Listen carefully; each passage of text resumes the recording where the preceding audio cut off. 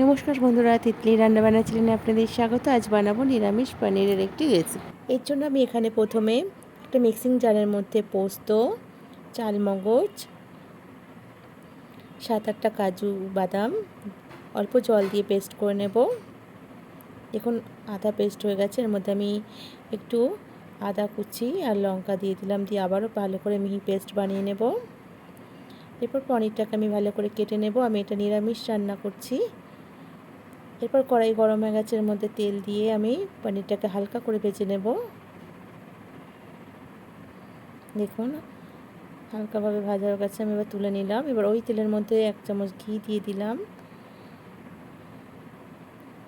এরপর আমি এর মধ্যে গোটা গরম মশলা, গোটা জিরে দিয়ে আমি পেস্ট করে রাখা মশলাটাও দিয়ে দিলাম। দিয়ে ভালো করে আমি কষিয়ে নেব। মশলার বাটি ধোয়া জলটাও দিয়ে দিলাম, আর দিয়ে দিলাম টক দই। এরপর এর মধ্যে স্বাদ মতো লবণ, জিরে গুঁড়ো, ধনে গুঁড়ো, কাশ্মীরি রেড চিলি পাউডার, স্বাদ মতো চিনি দিয়ে এবার ভালো করে একটু কষিয়ে নেব।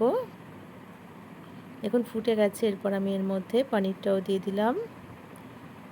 কিছুক্ষণ ফুটে উঠলেই আমি এর মধ্যে কসুরি মেথি আর অল্প গরম মশলা দিয়ে একটু নাড়াচাড়া করে নামিয়ে নেব। তৈরি হয়ে গেছে নিরামিষ পনিরের রেসিপি। যদি ভালো লাগে লাইক, শেয়ার অ্যান্ড সাবস্ক্রাইব করে পাশে থাকবেন। ধন্যবাদ।